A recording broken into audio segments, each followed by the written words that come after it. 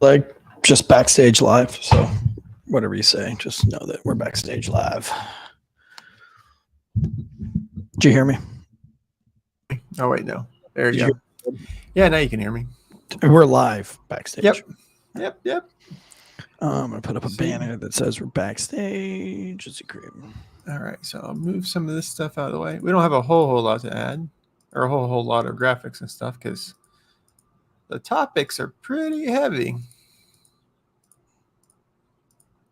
No Chappelle show today. Let's see here.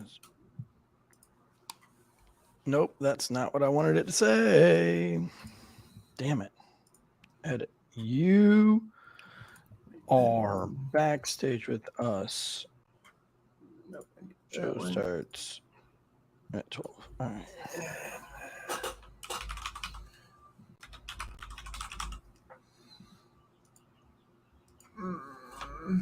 There we go.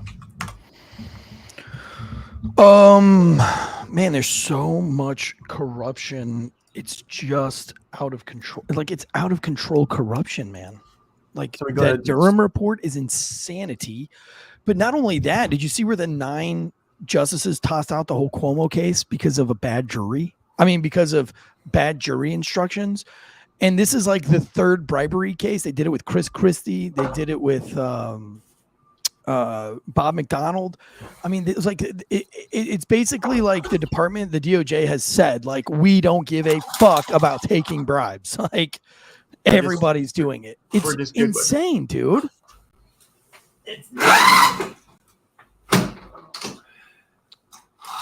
Oh my God, it's so frustrating. Makes me wish I was in government more, I guess, maybe. God, I can't wait to get the fuck out of this studio. Oh, I like the studio, but I'm so cramped in here. God, pissing me off.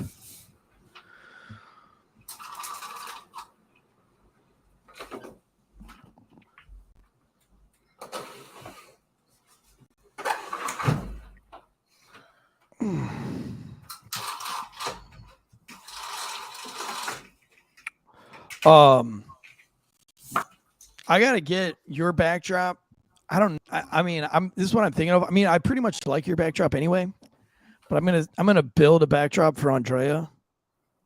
I'm probably just gonna drive to her house and do it, so that her set looks like the set in the new studio. Oh, you didn't hear anything I just said, did you? I heard studio. I'm gonna, the brick set in the new studio. Yeah, I'm gonna build one of those for Andrea at her house. Send it over to her. Yeah. Oh yeah. I'm just gonna drive over there and do it. But we're sanding the drywall. Man, that drywall took a lot longer to tape and mud than I thought it was gonna take. Oh no, wait. There was a way. Nope. And I drank too many beers while working last night, to be honest with you.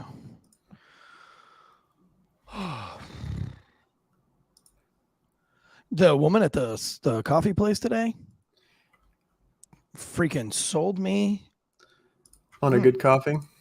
Well, no, I mean, she just, how they do, like, do you want a large, blah, blah, blah, blah. But I mean, she had probably one of the best, like, sales pitches down. Like, she was like, do you want a spicy burrito? And I was like, no, I'm good. I'm just going to do a coffee. And she's like, you sound a little bit down. Wouldn't you like a hot latte with an extra shot of espresso? It's Wednesday. And I was like, oh my God. I'm like, yes, that does sound good for a Wednesday. And she's like, let's make it a large. You sound pretty tired. And I was like, oh my God, like, who are you? And she's like, I got you. This is a brand new coffee joint too. It's like the 3rd day it's been open. So awesome. I've got a large latte with an extra shot of espresso.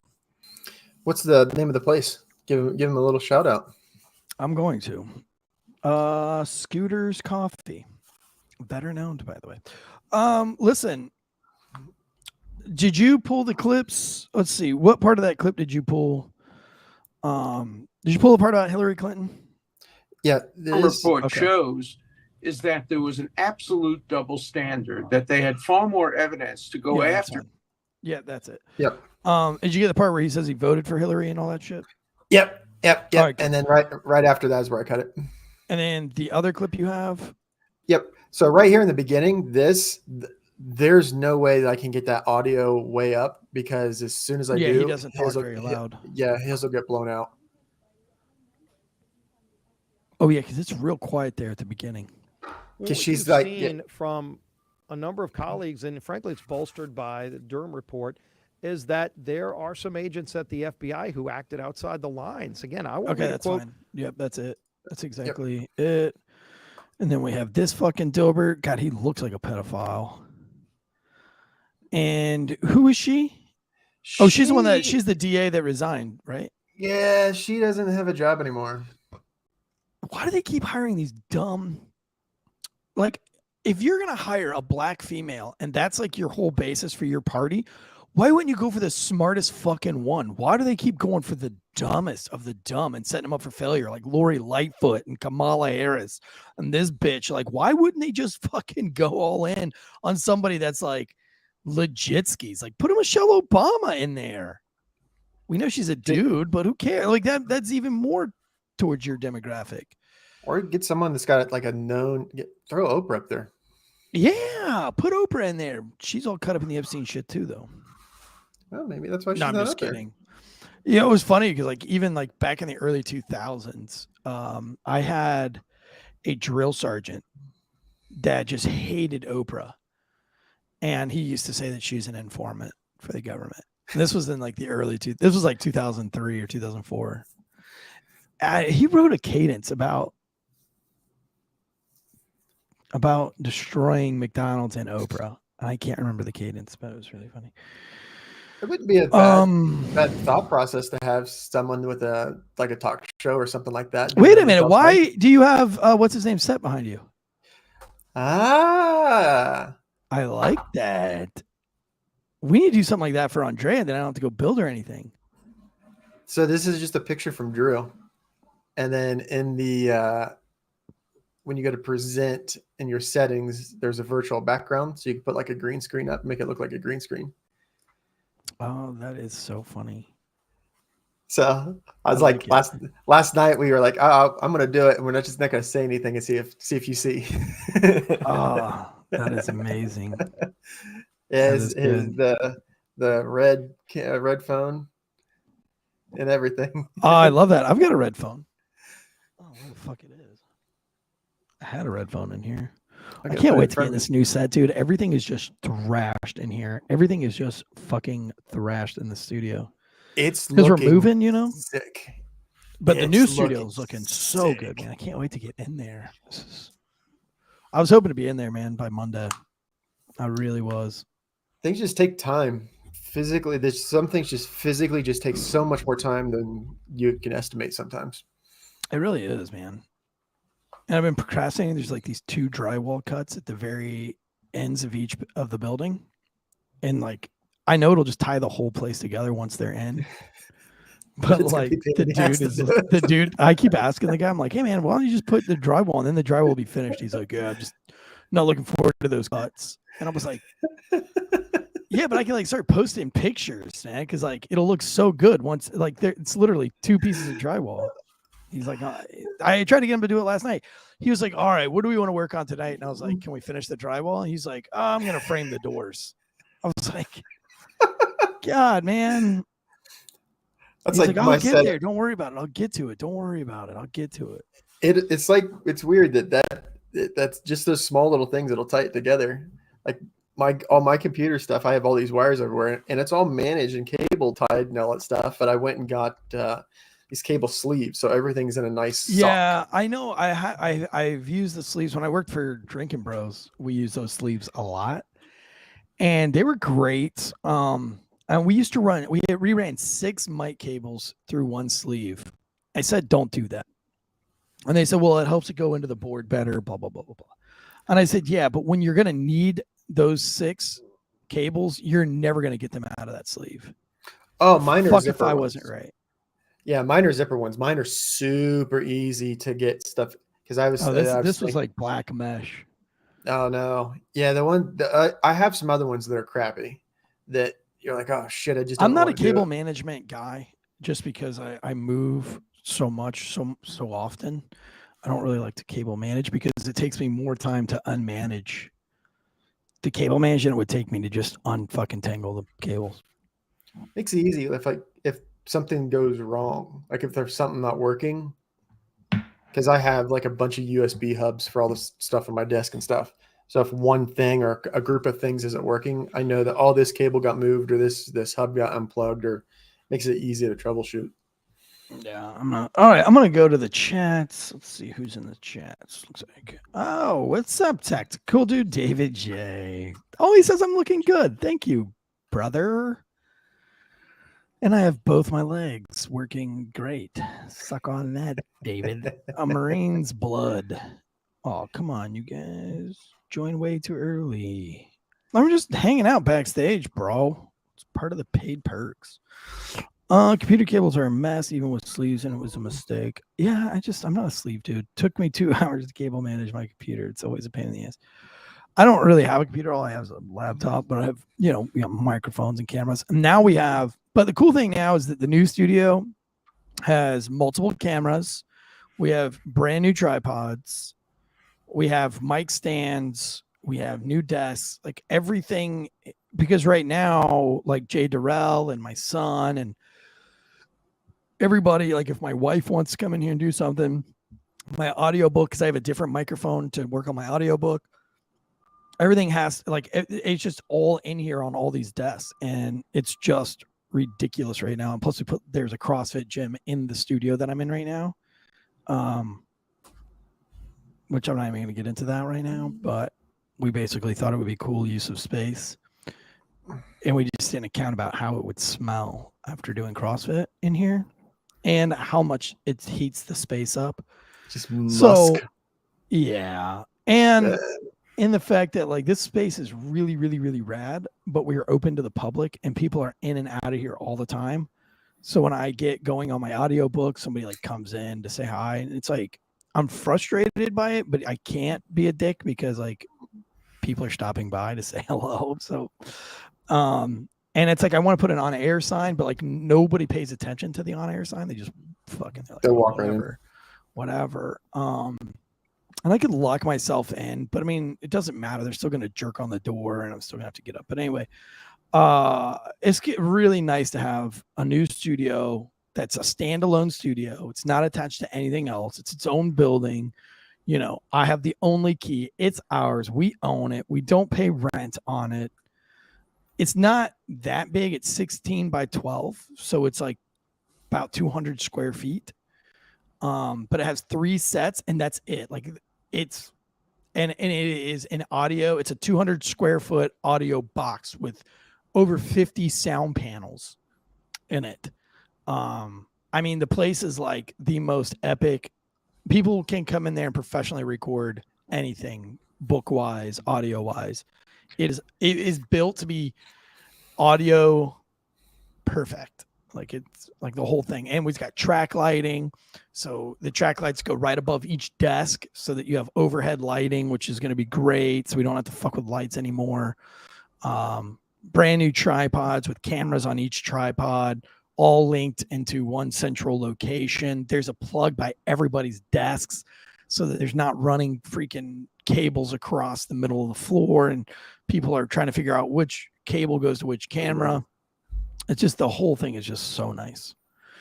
And I'm going to be able to sit down there every day and make content every day. So our Patreon, dude, I've got already on the hook. I just don't want to do it until we get into the new spot. But I've got like Nick Palmachano from Ranger Up.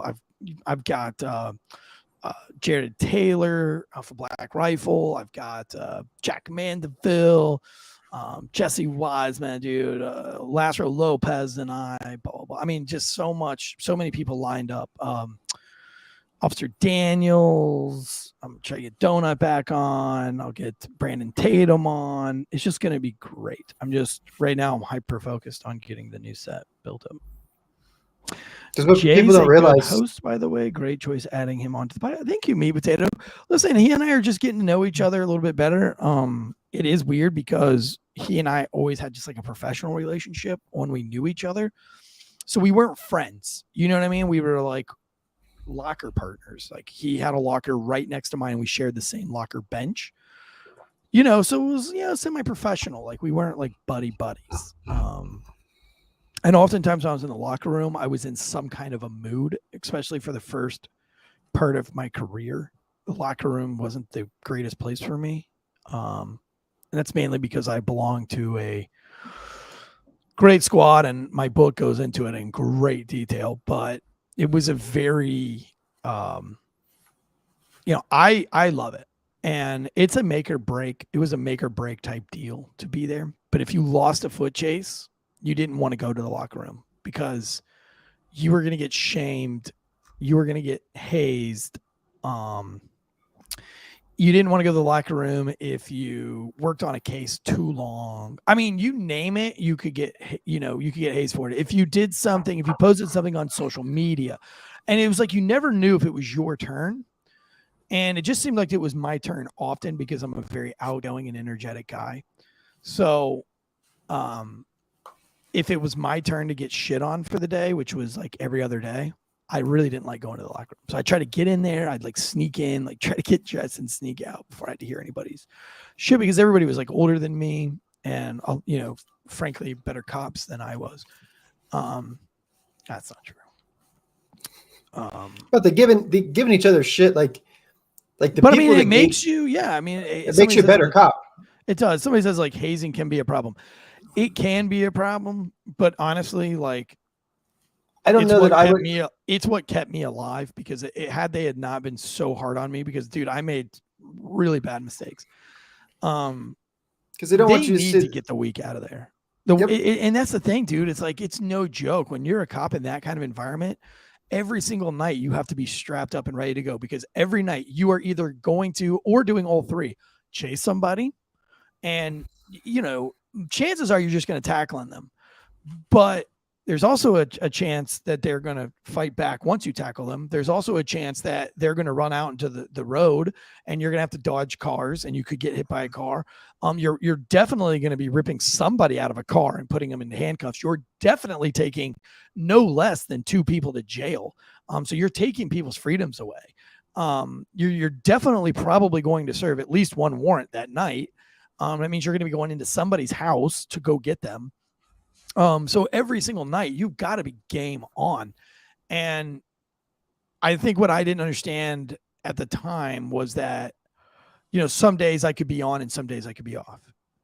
And I think, the days that you're off, I mean, dude, those are the days that you can get really hurt. And those guys taught me to be more consistent. Like, my highs were really high and my lows were really low. And I had to learn that I had to be in the middle at all times.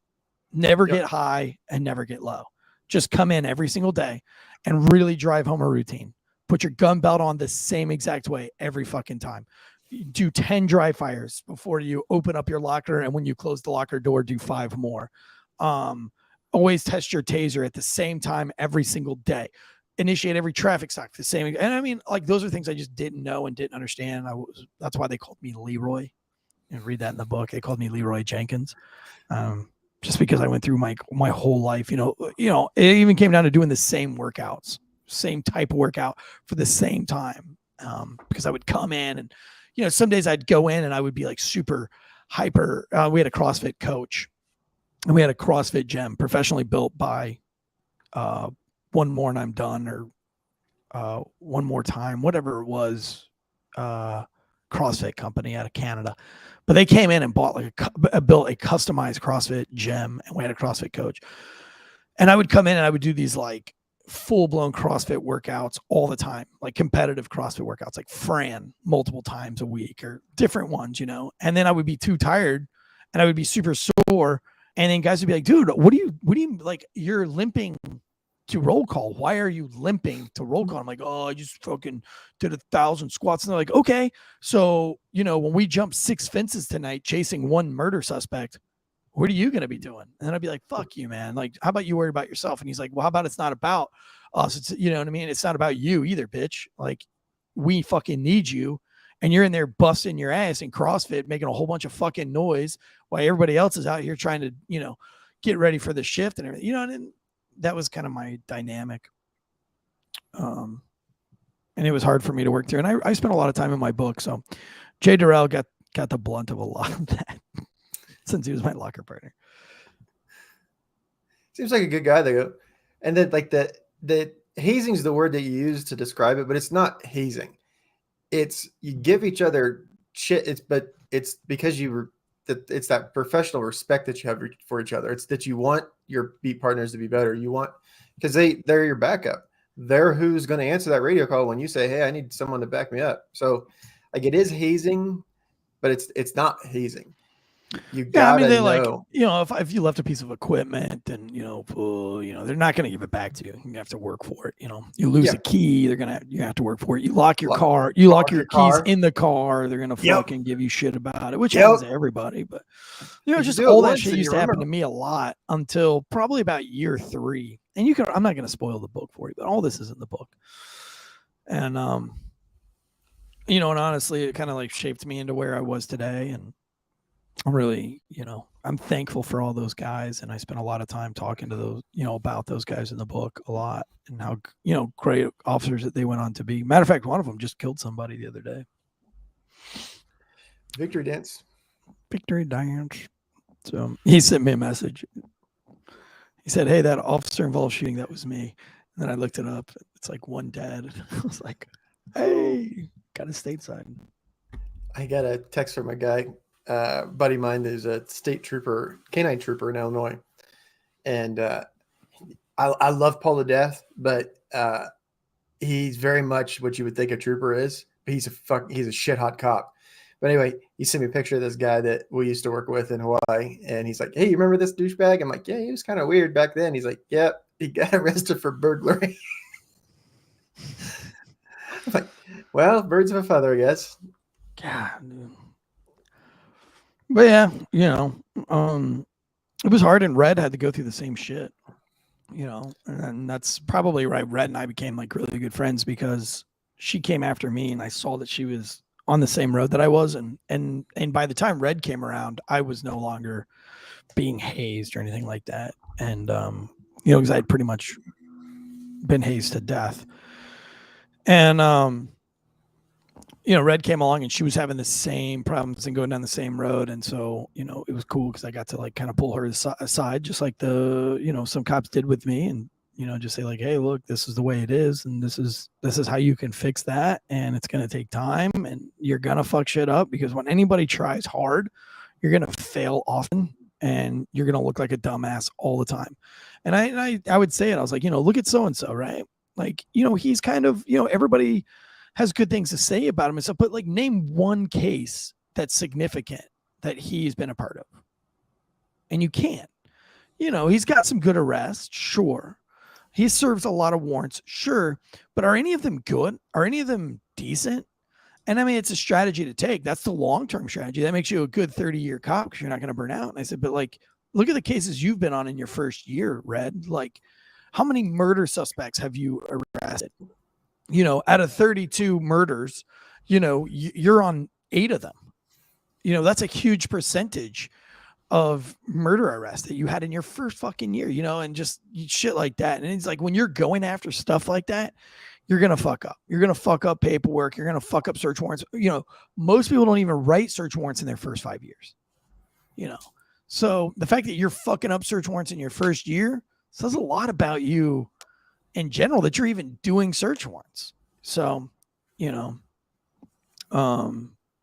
pretty cool. So those are all things that you learn. Meat Potato says, "Thankfully, I haven't had to deal with too much hazing, but my friends and I talk shit, shame, bully the shit out of each other every Friday as a pastime." Yeah, that's what you got to do. That's what you got to do. Yeah, I mean, I think I was hazed and bullied for a little while in elementary school, but by the time I got to middle school, I had just learned to not give a fuck, and my war was with the public school system and not with people. So I really didn't care about what people thought of me anymore. That's pretty much my whole military career too. But when I became a cop, it was different. Like I said, I mean, you could read it all in the book, but It's a little bit more comedic and funny. But Do they have any hey, more? listen, you cannot be a cop or a firefighter. You can't be a good one, and you're not going to go to a good squad if you don't have the thickest skin of all time. If you're not thinking about quitting every day for your first 2 years because your coworkers will not stop giving you shit, then do not even attempt to be a firefighter or a cop, because every good cop, every good firefighter lives through that. And you can make two choices. You can quit, or you can sit back and do nothing. And listen, I went through both of those. I almost quit, and I went through my phase of sitting behind the church so that if I didn't do anything, nobody could fuck with me. Or you can take the third option, which is what I'm glad I learned, is like, hey, listen to everything they say and do better so that they can't say it again. That's a hard path to go down. It's a hard life because you're striving for perfection. But, come year 6, I was officer of the year, out of all 700 cops. So I literally went from being like one of the worst cops to one of the best cops. And that's just because I stuck with it. And instead of playing the victim card and being like, oh, they just don't like me, and ooh, they keep making fun of me, and ooh, they keep hazing me. Guess what? I made a pact. I'll never leave my shoes unattended in the locker room. I'll never leave a key. I'll never lock my car door again.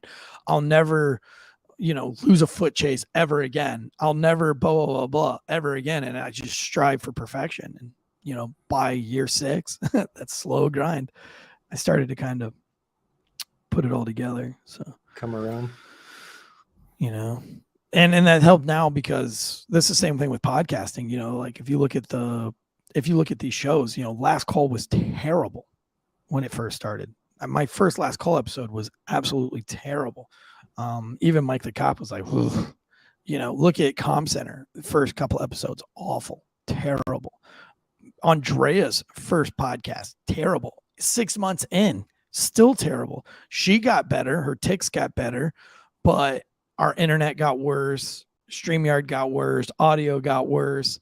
And it got to the point where it was like, yo, Andrea, we either got to fix this shit or we got to ditch this shit, but we can't keep putting out garbage, we never stopped going. And then listen, like we ended up forming the team with Josh from Josh from Deadleg Media. And, we got with Jonathan Bates, and I got with Drew Breezy, and really just started hyper focusing on perfection. And now listen, we're still hyper focused on not fucking up and having perfect shows. And now that we have good audio for the most part, we have good internet for the most part.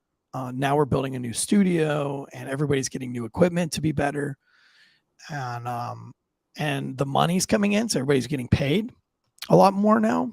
And so that means everybody's more motivated to do more research, has more time allocated for research. And so that's what's really great. So like and if you go back and read all the comments that we got, oh, your audio is terrible. Oh, you guys call yourselves journalists, or, you were washed up cop. I mean, you can either look at those things and argue with them, or you can say, well, he's not wrong. Our audio does suck. Oh, he's not wrong. I am a wannabe journalist now. Okay. So what can I do to make those people not be able to say that anymore? It's very simple. Never have fucked up audio. Yep. Be a good journalist. Don't get shit wrong. I texted John last night that we had I think it was a StreamYard issue, but we had an issue where the audio was cutting off right towards the end of all the clips that I'd pulled for Andrea. And I texted John. I was like, man, I feel horrible. He's like, no, you're doing a great job. I'm like, no, like, this is an easy thing. Start the clip, record it, end the clip, and then play it. But because I know that we get frustrated because we know that we could do better. We know that there's those issues that we can address. And just over time, we're just grinding those things out. So this week is the audio. I'm going to fit. That's what my whole purpose in life is now, to make sure that works.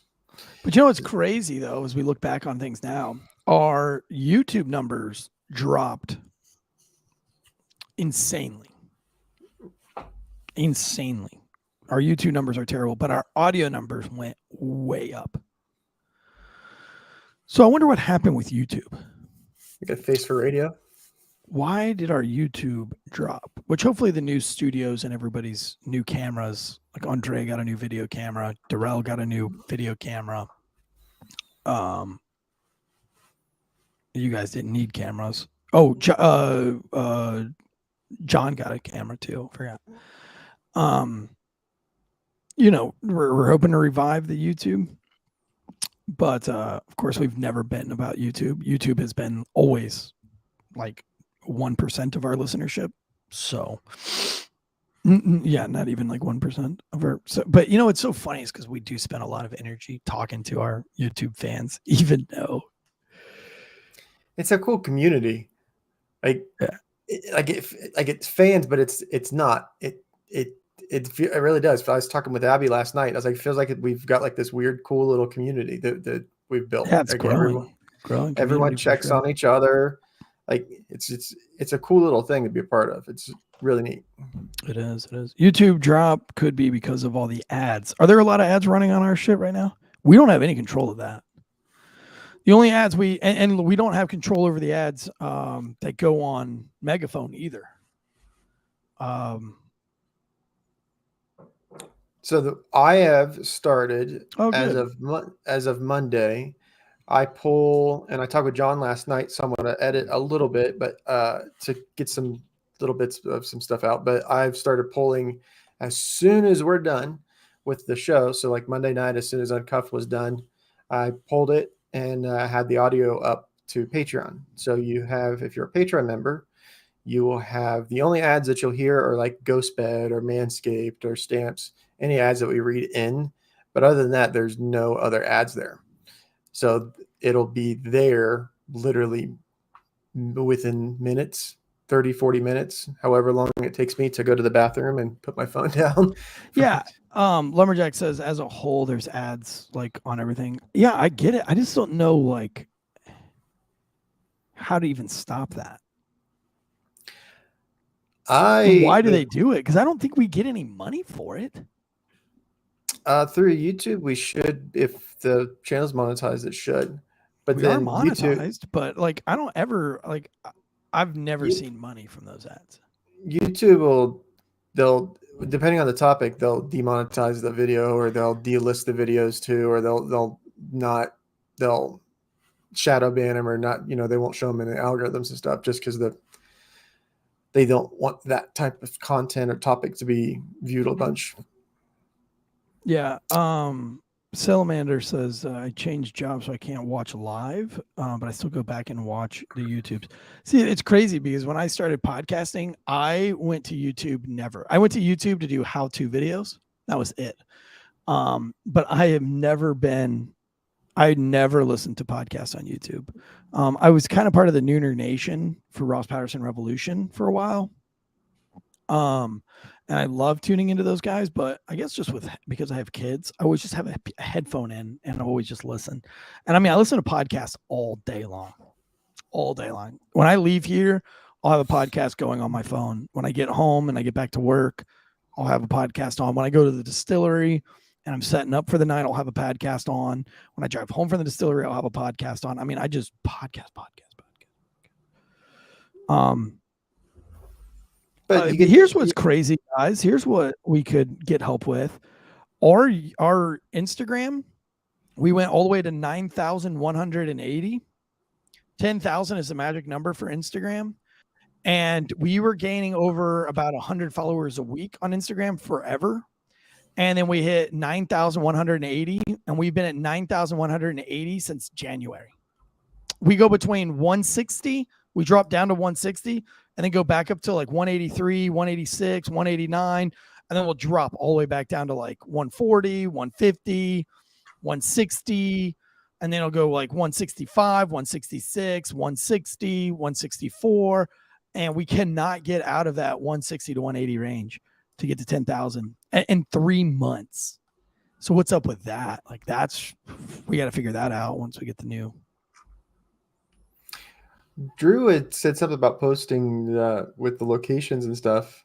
And we were talking with Andrea last night after we got done. And I guess she said that it's weird.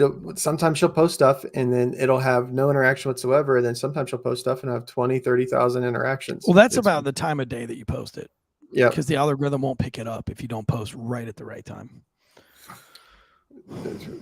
That's reason on Spotify. And there's just so much that goes into all of this, you know, and we, you know, we've always been hyper focused on our audio listeners because our audio listeners is what pays us the most money. But, you know,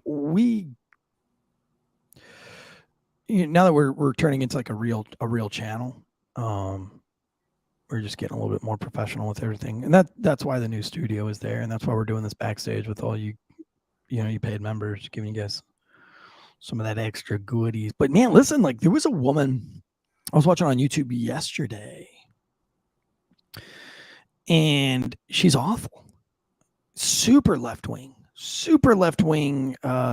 sleuth, internet crime sleuth.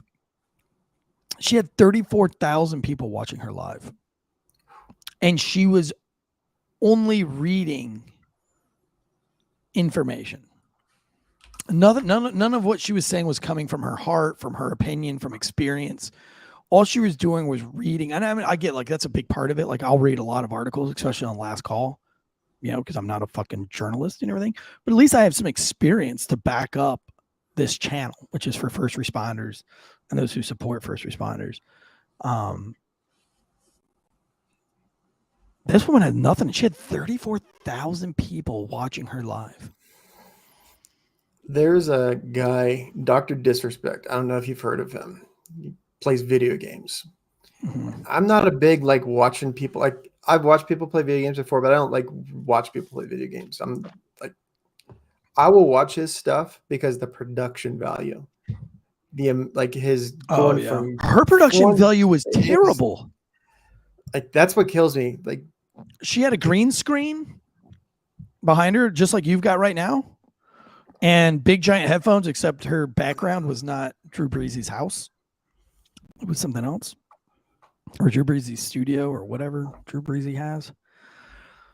Drew Breezy's got it all, dude. He's fucking rich. I told Drew last night, I had to say the no homo first, but with his haircut and just the shirt and the lighting, I don't know what. Drew's a good man. He's got his shit together. Oh, yeah. I wish I had my shit together. I'm a big Drew fan. I've like everybody. It's like if you had to have like a favorite, I don't know that I could have a favorite. What on the channel? Yeah. Like a favorite host? I think I can respect. I think if I had to put like one of the most valuable, I think John's up there because creating the art, editing, the art, he goes hard. He's up. But then you look at like all the research that Andrea does. Yep. That is a lot of fucking research. I think she had 7 or 8 pages last night. That is a lot of work to do. And I know, but it's just like, it's not glamorous work. Like what Jonathan does is glamorous because everybody gets to see it, but Andrea does is behind the scenes. They don't get to see it. And then also like what Drew does is not glamorized. Nobody gets to see it because Drew is like behind the scenes doing analytics and, you know, trying to figure out where the show growth's going. And then of course you got Elijah, who is taking care of Megaphone. He's taking care of our publicist, who is the most amazing publicist ever, but we just can't make him happy at all. So my goal is to make him happy. I'm just the face, Tactical, dude. I'm just the face, dude. I do a lot of work behind the scenes, but it's like hype work. It's just, is everybody doing their best? And it's usually I'm the one that's not. Yes, talking about the headshot drawings. Yeah, he does all the drawings. He does a lot of the Instagram stuff for us. He's great. And then Deadleg, dude, you do a fuck ton. What are you talking about? Like you're producing like every show now, and you do all the fact checking. You provide fuck tons of research and time and consultation and ripping. And dude, are you kidding me? You and John are probably the 2 MVPs. The thing, like the stuff that I'm doing, it's not that something that anybody else couldn't do. It's not like Yeah, but like you're doing the earth-shattering shit stuff. that nobody wants to do, but it has to get done to make the operation look beautiful. It's like cleaning the bathrooms. Nobody wants to do it, but if you have a nice bathroom, you have a nice establishment. But it's a team effort. That's the biggest thing that I think that we have going is it's a collaborative team effort. Like I've talked to John a couple of times. I'm like, we're just like 6 random ass people.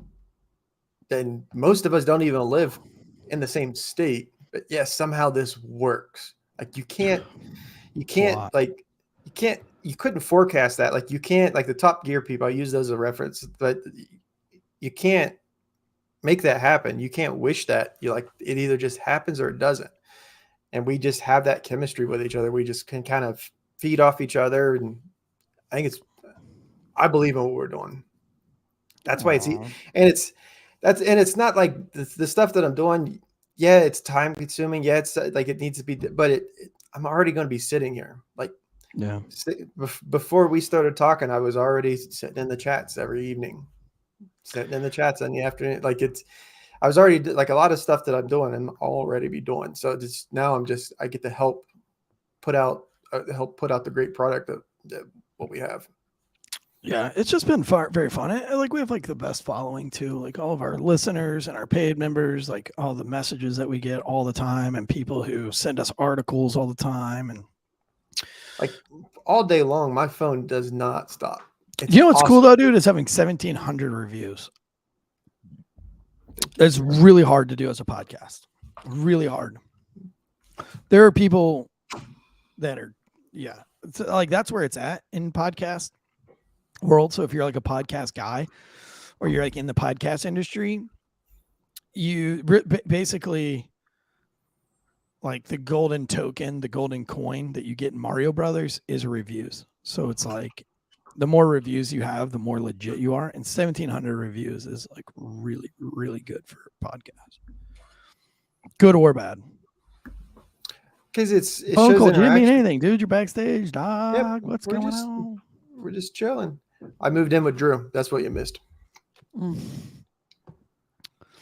He's sleeping with Drew. He's rubbing my legs at night. We got just so much more coming, man. Like, listen, when we get into the studio, I just hired some people at Instill Distilling Company. Me and my business partner finally got serious about Instill again. Not that we weren't not serious about it, but like, I can't keep doing full-time distillery work and full-time podcast work. So, especially moving to the new studio. So we hired our old distiller back, which is so great because he was awesome. I never wanted to lose him. He's cost a lot of money, but he's back and so I'm just, and once we have the new studio and just, it's just so much more content and so much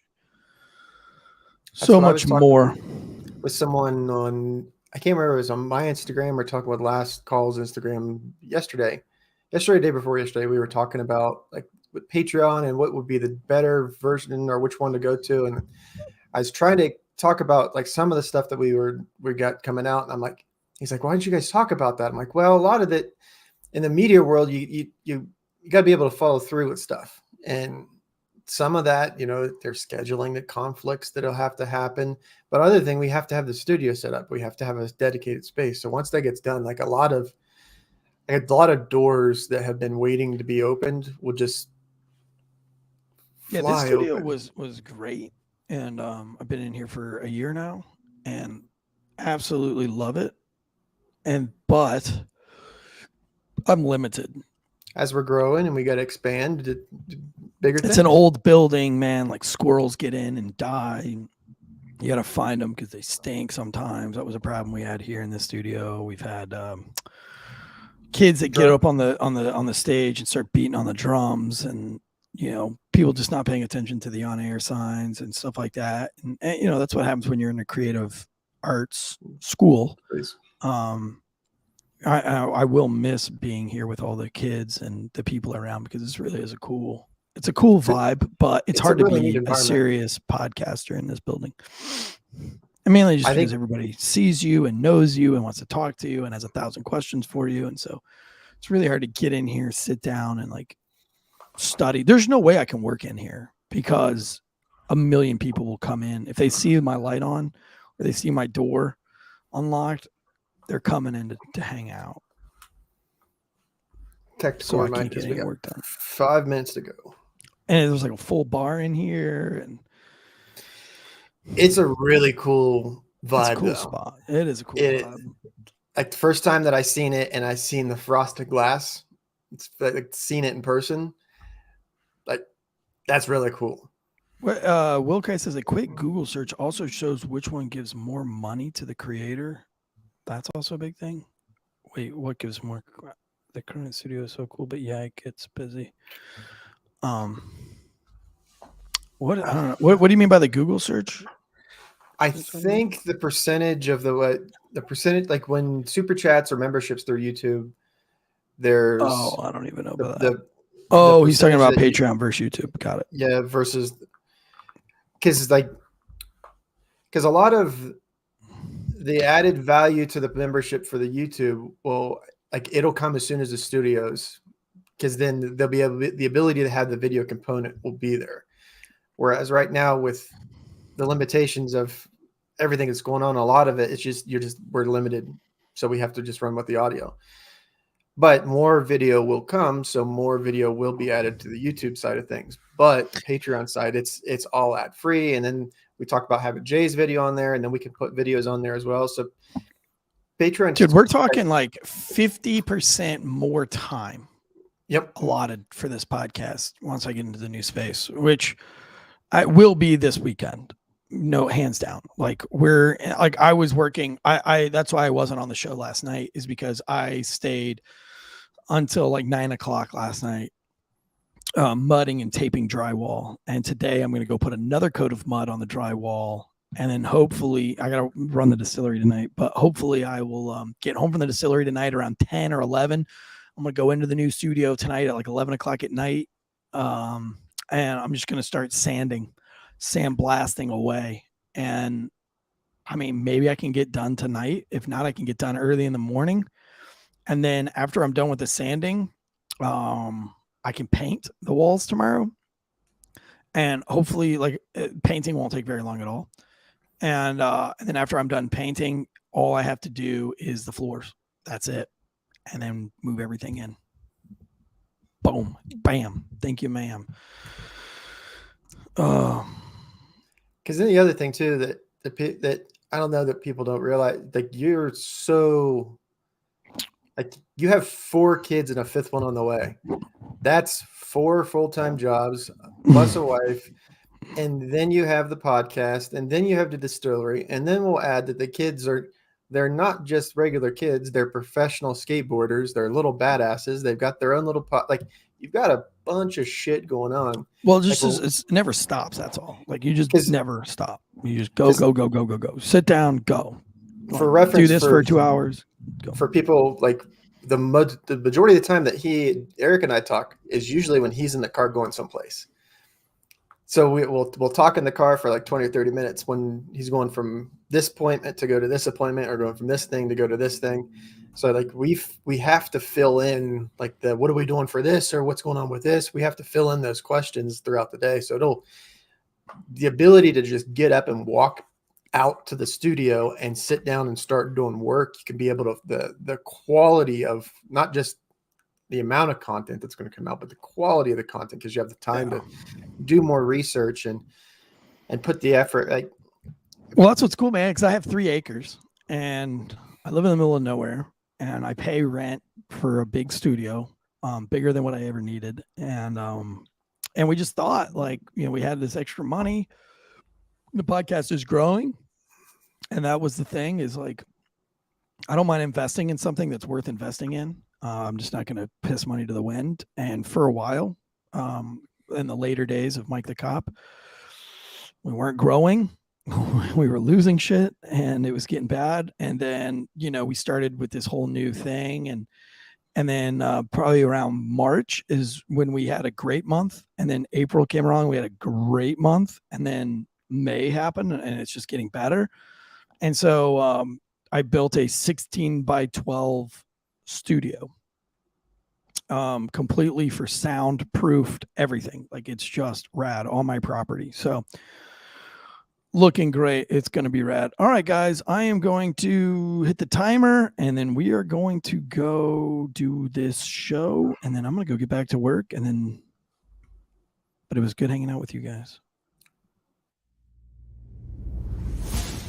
That is one mammoth meatball. And by mammoth, we don't just mean big. Cities across America force law-abiding citizens into curfew as rioters and looters burn and smash. Protesters watch their cause undermined by violent hangers-on. But I'm literally looking at my neighbors now and going, I'm ready to hang them up, gut them and skin them and chop them up. You know what? I'm ready. My daughters aren't starving to death.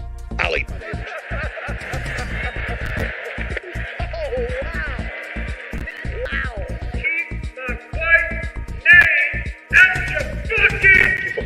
Thank you for Good morning. Good morning, teacher. Why are you gay? Who says I'm gay? You are gay. Written. Glenn Beck will have his own chapter as possibly the greatest synthesizer of big ideas ever to appear on camera. There are dozens of videos and photos of Obama having flies land on him indoors at all times of year, and he'll be next to 100 people and no one has flies on him. Does anyone have a question for Santa Claus? Santa, do you have to wear a mask? When I'm in my workshop with all my elves, we all are masked up and social distancing.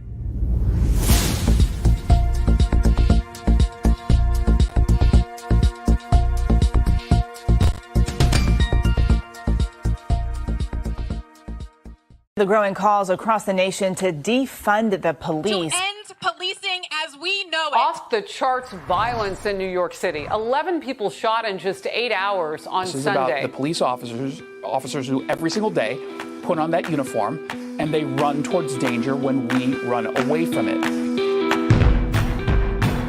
Guns up, giddy up. Welcome to Failure to Stop. Last call of the day. All the news.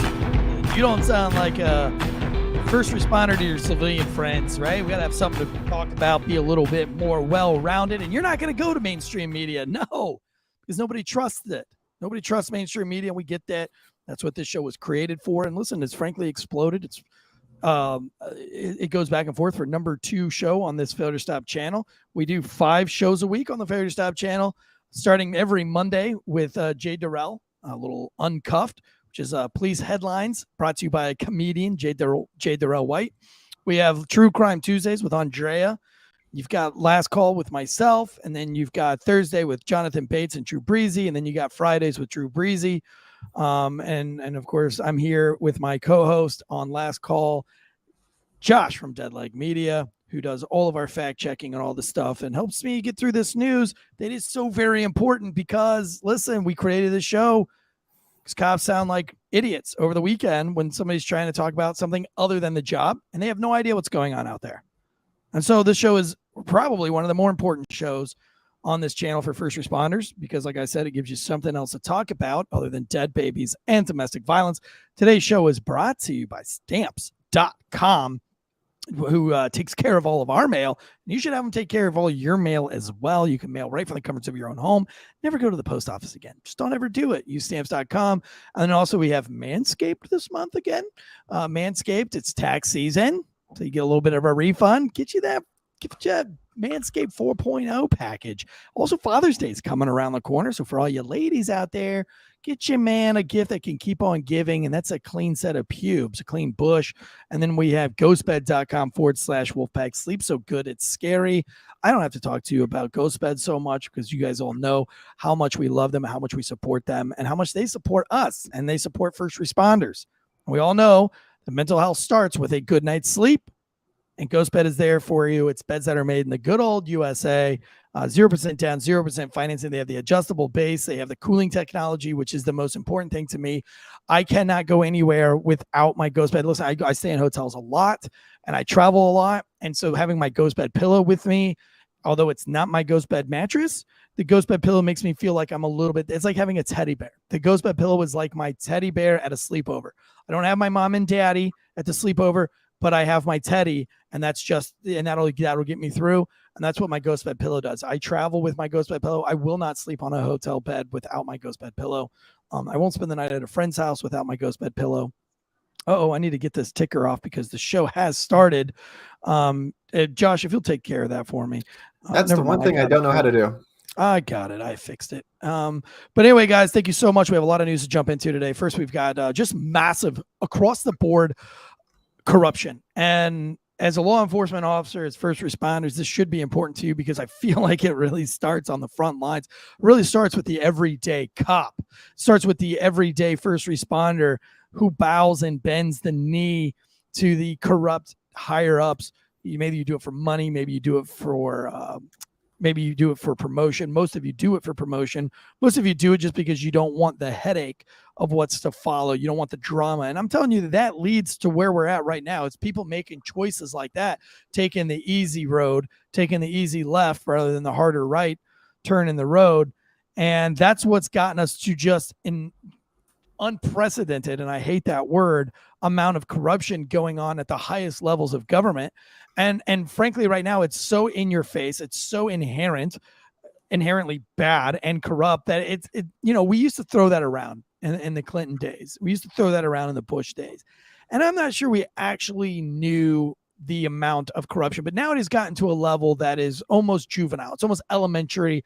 It's something straight out of a Sopranos movie. I'd like to start real quick. If you throw this up on the screen for me, Josh, this is the U.S. Supreme Court. And I don't know if you have this out there or not, but we'll start with this. I think you probably have the Durham Report up. So don't worry about that. I'm going to get to the Durham Report next. This is another case that has just come out. If any of you guys know the Cuomo bribes, and unfortunately, Cuomo never really got to have his day in court for this because he had a sexual harassment suit that kind of stole the headlines. But before the sexual harassment suits came out, there was a big suit where his aide, or his ex-aide, Joseph Percoco, was taking hundreds of thousands of dollars in bribes, bribing to build things. Hey, we'll build this building if you give me $36,000. We'll go ahead and skip the union process and just let you get to building it for $36,000. And if anybody knows what that means, that's not for a small business, right? So my small business took 2 years to get open because of all the red tape. And what's going on in New York is the union or the mafia, that very mob-like mentality where it's like, hey, I know a union guy, give him $36,000 and we'll get your shit built. And we won't have any inspections and, we won't have any red tape to get through. And they had proven up to over $300,000 in bribes. And so they got found guilty in the lesser courts. We went to the Supreme Court, and the Supreme Court tossed it out because they feel like the jury wasn't briefed correctly. So a minor clerical error had this dismissed completely. So there's going to be no punishments for Cuomo and no punishments for the aides who were found guilty of taking over $300,000 in bribes. Basically, it was so apparent that they even consider this ZD bribes based on the movie The Sopranos. The courts are calling it that. So very, very corrupt. And the Department of Justice, all 9 Department of Justice vote 9-0 that this case should be thrown out based on the jury's briefing. The jury's briefing. Now, if you've ever been to a jury's briefing, it's read from a piece of paper. You literally pick up a piece of paper and you read the same thing over again. So how do you mess that up? Or how does that get messed up? It probably wasn't messed up, but the DOJ found a thing. And just like this isn't the only time that they've done this when it comes to corruption. They did it with Chris Christie. They've done it with several other politicians. And what does this mean for us? What it means is that the Department of Justice is saying that we don't care about bribes. We don't care. Even though it is criminal, even though they found guilty in court, the Department of Justice, Biden's DOJ, is just going to throw this out, and there's nothing wrong.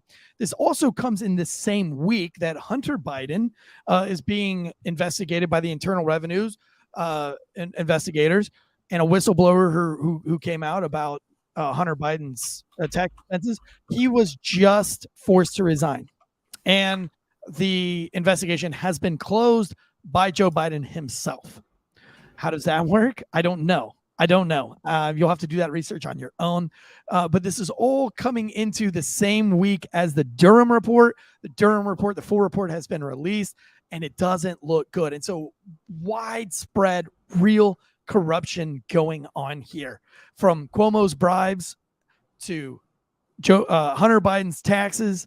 I mean, it just goes on. Oh, and Google, the co-founder of Google, has just mysteriously disappeared now that he's been subpoenaed for sex trafficking in the Epstein case and providing money and taking money from Epstein and giving money to Epstein and being on the island. And he was subpoenaed to testify in court. He's disappeared, completely gone. They can't find him.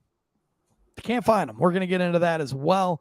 But it's basically just saying that, listen, the rich oligarchs, the oligarchy that we live in right now, can do whatever they want.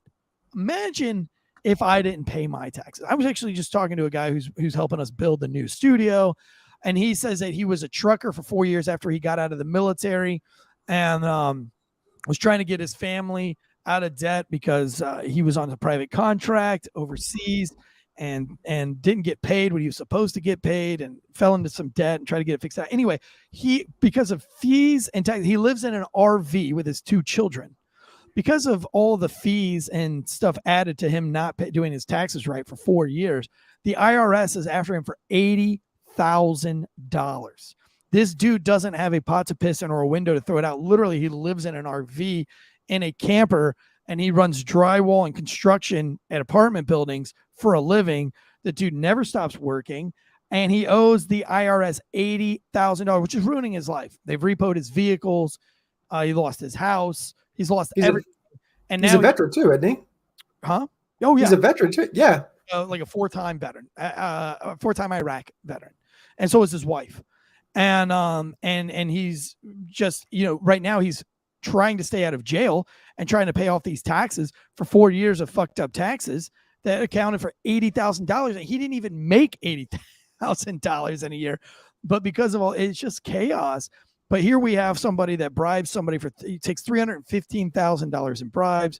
We've got Hunter Biden's just atrocious tax, again, the Internal Revenue going after him, and that all of those just go away for the rich, for these rich oligarchs, for these guys, and it goes on both sides. Chris Chrisley, Republican, he was in trouble for taking bribes as well, and that all got thrown out for something very similar to a jury not being read the proper form. And so they just throw it out, right? So basically, the Department of Justice is saying, we don't care about crime. We don't care about what's criminal. And if you think I'm exaggerating here, I'm going to play you a clip right now that's coming from the new Durham Report. Go ahead and put this up, Ted Legg, and play this for our audience. Who I voted for and who's my friend. Oh, no, not this one. Go to the other one for me. The Durham Report. And, these aren't House Republicans. And I will read a quote from the Durham Report. A number of colleagues, and frankly, it's bolstered by the Durham Report, is that there are some agents at the FBI who acted outside the lines. Again, I will read a quote from the Durham Report. These aren't House Republicans. This is the Durham Report conducted from within law enforcement. The FBI, quote, the FBI failed to uphold their mission of strict fidelity to the law.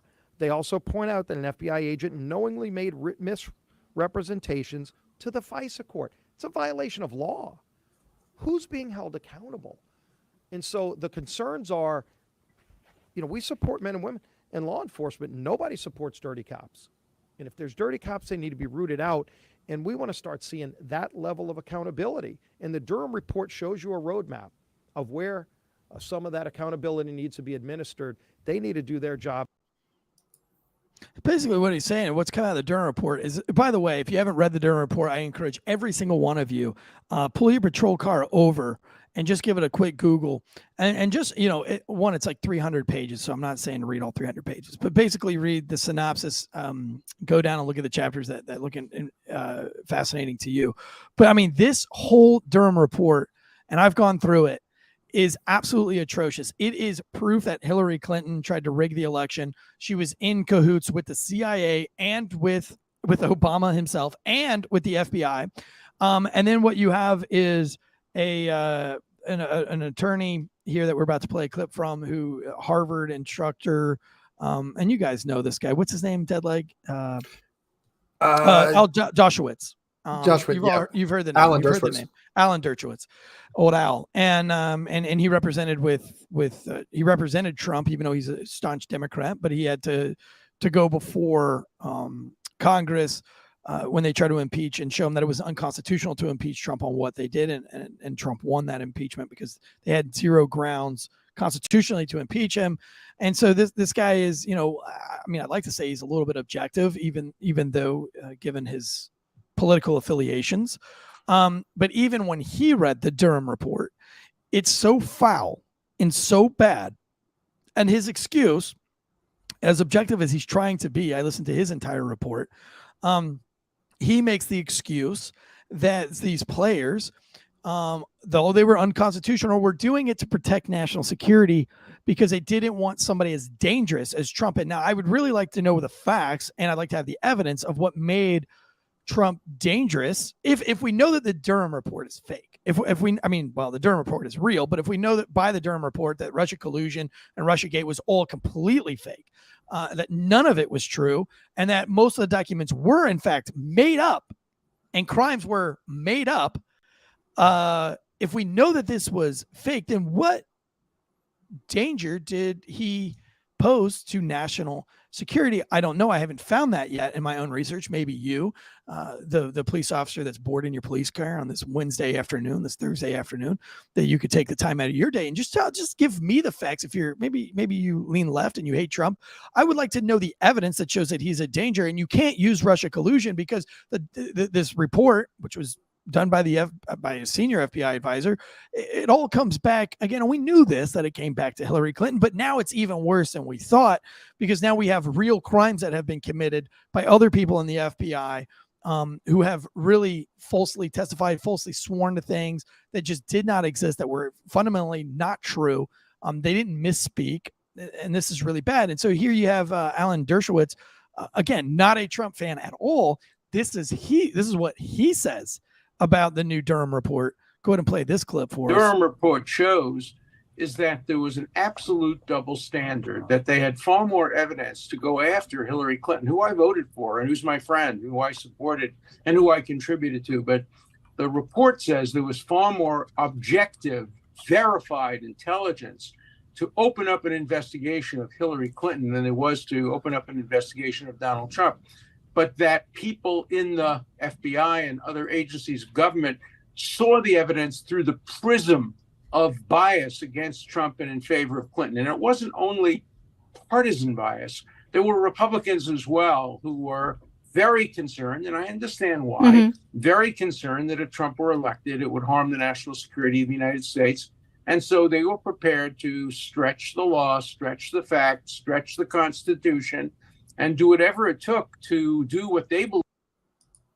Yeah, and he goes on to say that they did it for a good reason. That although they did it for a good cause, and that was to protect national security, they did break the Constitution. They did break the law. Now, this is a Harvard student. This is a Harvard professor, tenured professor, whose whole job in life is Constitution and reading the Constitution and protecting the rights. And even he says that if you look at this objectively, you have to go and you have to look at Hillary Clinton, that this needs to be investigated. Either way, the takeaways from the Durham Report are absolutely something that you should look into. And again, this is all part of the Department of Justice, who, again, we just started the show off with. All nine let go a guy who took $300,000 in bribes on a technicality that doesn't really exist. And they've used the same technicalities for two other well-known, even Republicans. And so you hear when Mr. Dershowitz says that it was even Republicans. This is big government. The only security, the only thing that Trump threatened was the people who were lining their pockets through horrendous corruption. And they thought that was going to be the threat, not a threat to national security, a threat to their way of life, a threat to the way that they have been doing things. The same with Robert Kennedy Jr. Robert Kennedy Jr., they're afraid of Robert Kennedy Jr. the same way that they were afraid of John F. Kennedy, the same way. Whenever somebody starts going in there and saying, listen, the CIA is corrupt, the FBI is corrupt, these politicians, these career politicians who have no life experience outside of politics and school, they are the ones who corrupt. The whole system comes together to get these guys out. Really, that's what you're seeing out of this whole Durham report. The only people that were not involved with the Russia-Trump collusion stuff were Russia and Trump. Like, everybody else was involved. Not only that, like it stems from that. Like, it just goes further because you have people within the government circumventing the will of the people. That is a coup. That is literally the definition of treason.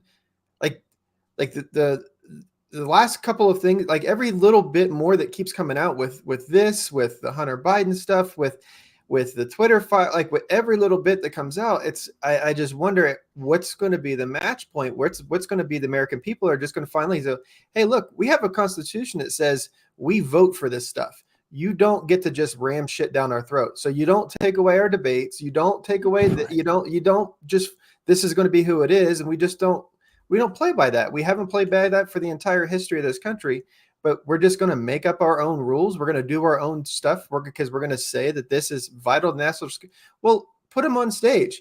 Let him go out there and make an ass of himself. Put a microphone in front of him. If someone goes out there, that's one great thing about these like podcast or longer form debates. You can go out there for 10 or 15 minutes and keep up a crowd. You can keep up a routine, a ruse, or whatever. But after like 30 or 45 minutes, that shit starts to wear off. So that's why like you get people like on Joe Rogan, like that's why you get more longer form content stuff, because you get to see that. Not only that, we're the American people. We get to decide what's vital for national security. So if Trump in office is vital to national security, if that's a problem. So how many because I feel like the Biden's is more of a threat to national security. A balloon flying across the United States, that's not vital to national security. That's not an issue. You know, poking the bear of Russia and China. Is that not a threat to national security? You know what I mean? Sending billions and billions of dollars to another country that we've got what from? Like the only thing that I can for sure say that we've got from that country is our current president bragging about something that we tried to impeach Trump for. Like it's like the level of corruption and the level of how bad it is. It's scary. That's what it is. It's legitimately scary because this is the stuff that happens in third world countries. This is the stuff that happens before revolutions. Like this, these are the catalysts. These are we started a revolution over a tax for tea. Yeah, that's a good point. Our sitting president with a former president and a potential candidate used the intelligence community to circumvent the will of the American people. We over tea versus the will of the American. This is incredible levels of corruption, and it's just the thing is nothing will happen. Like I feel comfortable saying that nothing will happen because the president can just make an investigation go away. Like, yeah, you're not going to investigate my son. Yeah, and we're going to force the head investigator to resign. Yep, that's going to go away.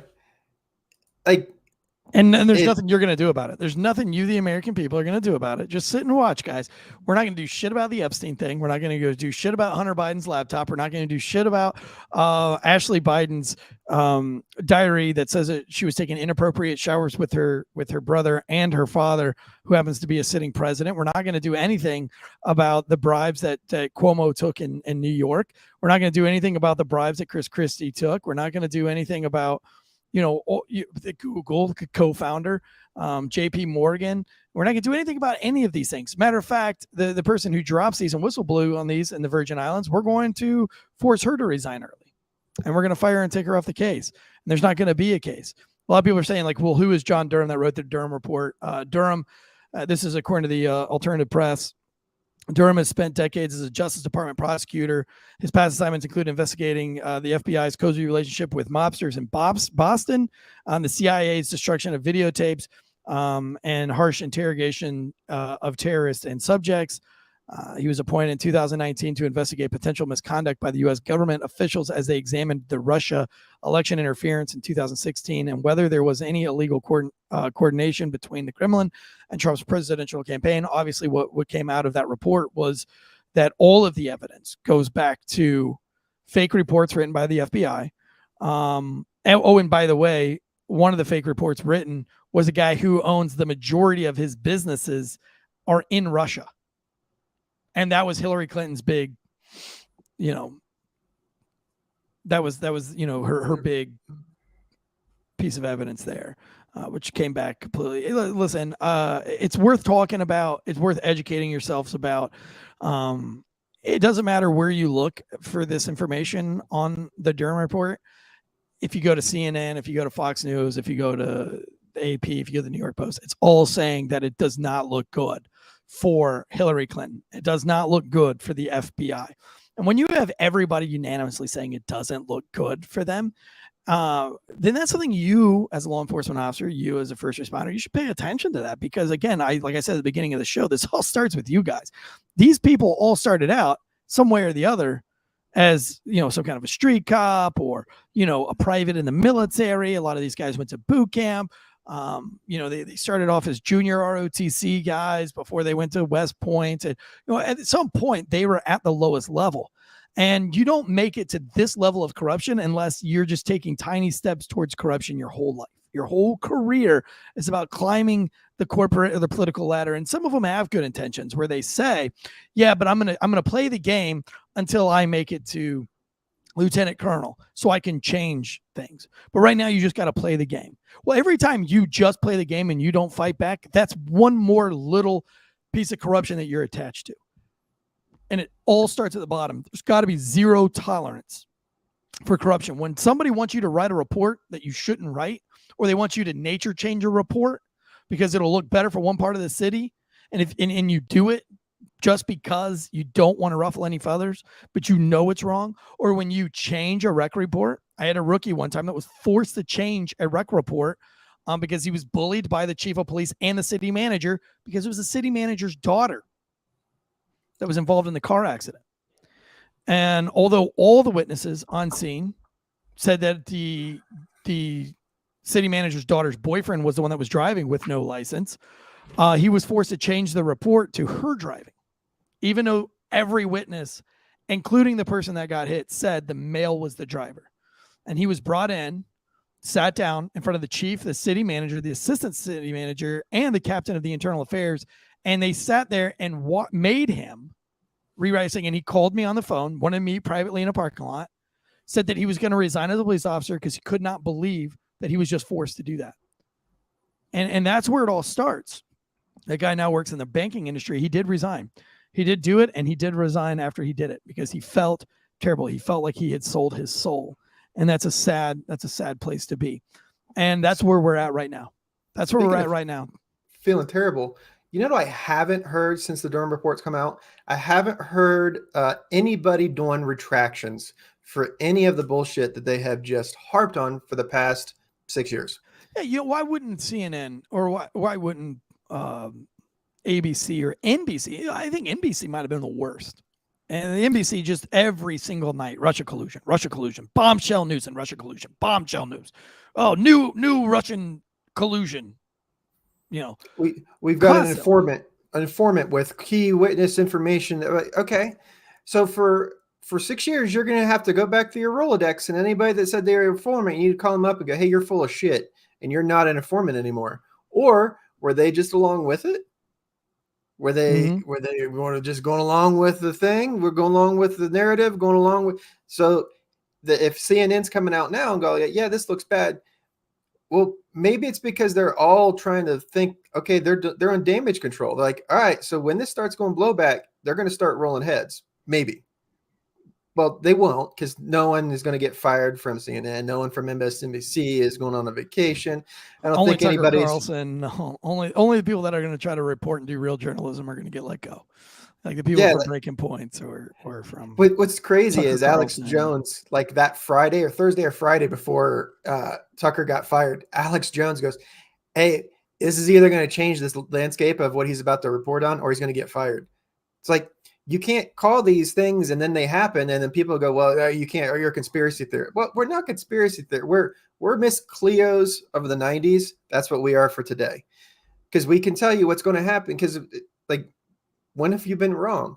And if you ever been wrong, we eat our bullshit. If we're wrong on something, we have to come out and go, hey, we're wrong on this. But nobody else is really coming out going, hey, we're wrong. So it's hard to believe anything that they're putting out because it's been so Alex Jones was charged with like, I mean, what was it, like $400 million or was it $4 billion that he had to pay back towards Sandy Hook because he was so wrong? So does NBC get to pay Trump back because they were so wrong about Trump? He filed a suit against collusion? A couple people. Let me pull up real quick. Trump filed. So yes, I think he did just file a defamation suit. Oh, good. Well, that would be breaking news, wouldn't it? Yeah, but no one's going to report on it. Well, so, that's the problem. Well, they're put it behind a paywall. Yeah, nothing's up. The most thing I could see is like 5 days ago, 3 weeks ago. That's initially come up. I'll have that for next week. But yeah, that no one's coming out and going, "Hey, we got this wrong." They're coming out going, "Hey, yeah, maybe this looks bad," but that like they're not coming out going like, "Look, this is."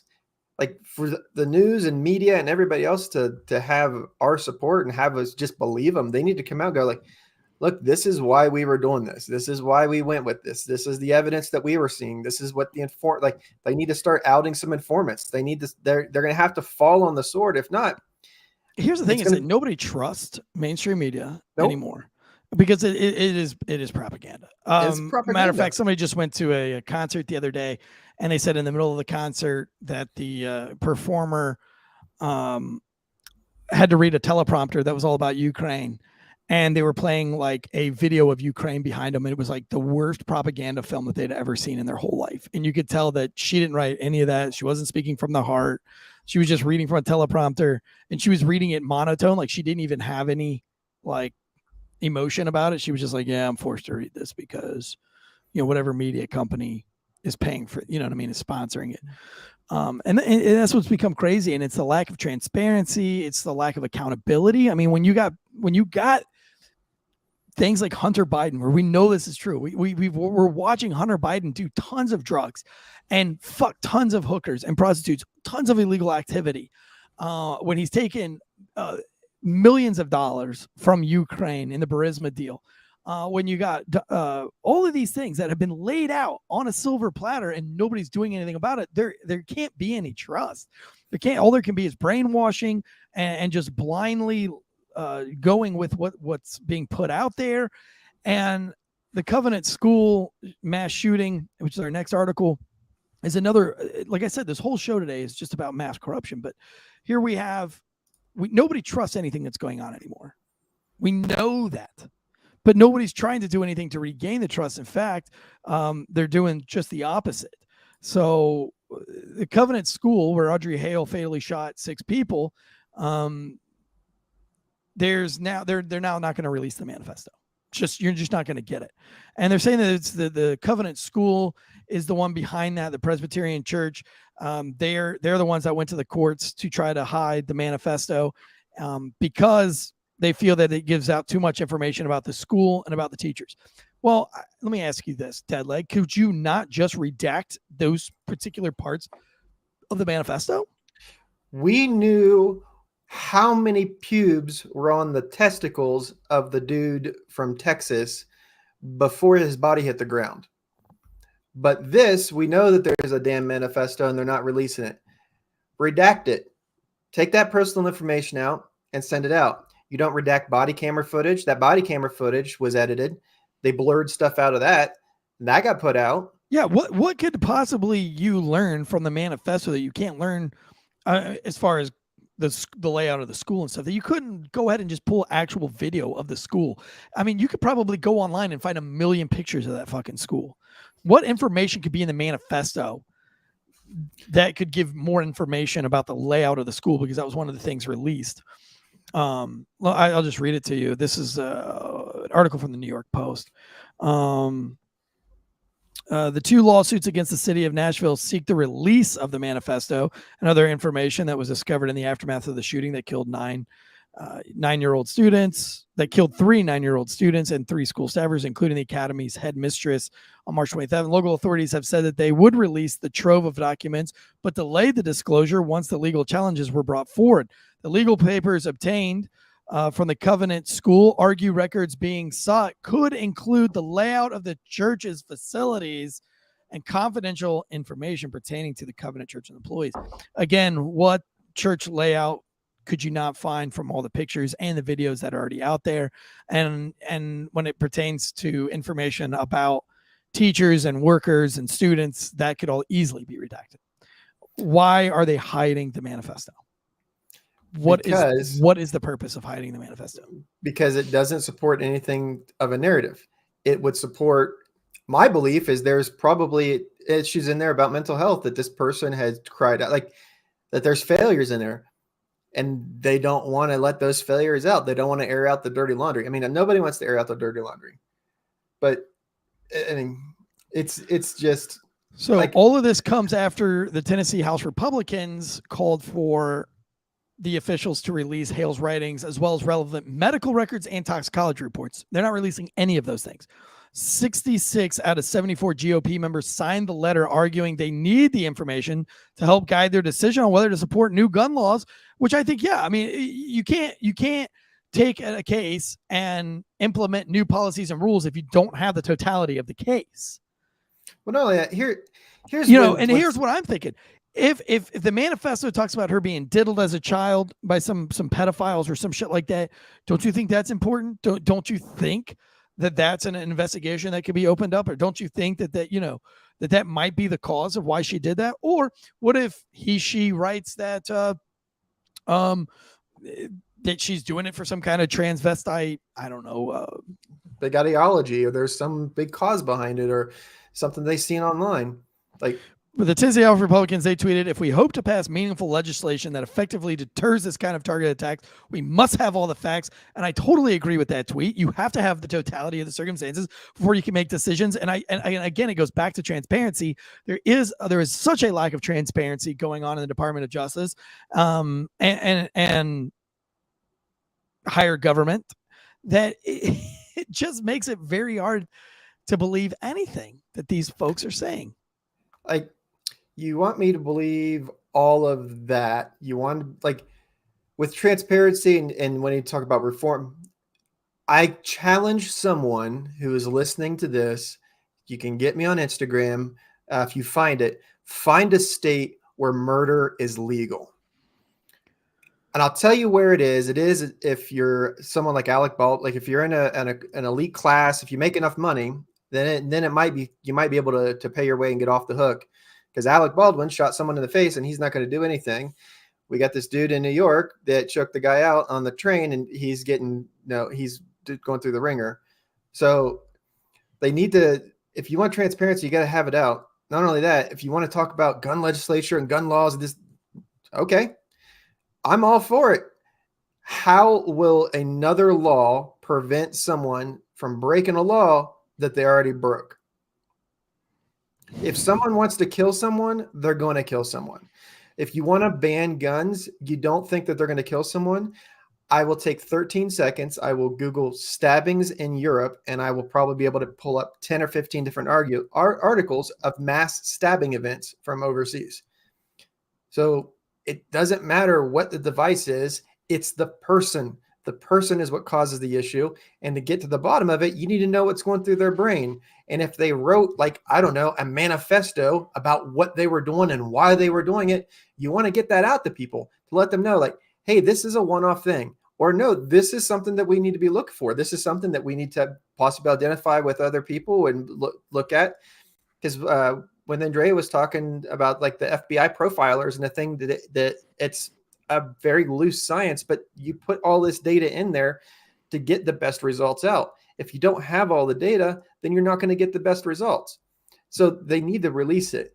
And the fact that they're doubling down and wanting to not, like, it just makes people like us wonder what's in there, because you get nothing but speculation, and you get, you'll get people way, way, way from the right to be able to take that and go, oh, like, well, there's this in there and they have a plan to do this. And there's a plan. Well, we don't know.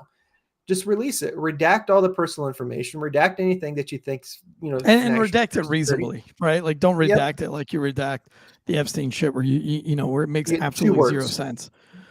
Yep. And they're saying that the school is the one that's pushing for the redactions. I don't believe that for a second. I mean, maybe they're being encouraged to. And again, if they are the ones that want to tie the redactions, it's if there's a teacher that caused this person to snap, we should know that. That should be a lesson to be learned, that, words, things that you do or the way that you treat students can affect them long term. I mean, my old teacher, Miss Mosley, she said I was going to amount nothing but a garbage man. And, and I said, well, that's fine. I mean, what's wrong with being a garbage man? Even if that's all I amount to. I mean, a garbage man probably makes more than a fucking teacher does. You know what I mean? Fuck ton of money. But literally the reason why my company is called C- Studios, that Failure Stop falls under. And ever since I worked for Dragon Bros, my LLC has always been C- Studios, is because she said I'll be nothing but a C- student my entire life. And I'm going to grow up to be a garbage man. And she was a complete bitch. But, if it's something like that, obviously I would hope that it was a lot worse than that. I don't think anything justifies shooting innocent human beings because you're upset. But, I do wonder, was he molested? These are all questions we don't have answers to. And unless they release the information, we have nothing to do but speculate. Throw family members under the bus, think it's family members. Throw people at the school under the bus, think it's people with the school, people with the clergy. Maybe it was a neighbor. Maybe it was the mailman. Maybe they just watched something online. Who knows? We have no clue because they're not releasing it. So it lets us just sit here and speculate. And the longer that they draw this out, the more and more we get to speculate.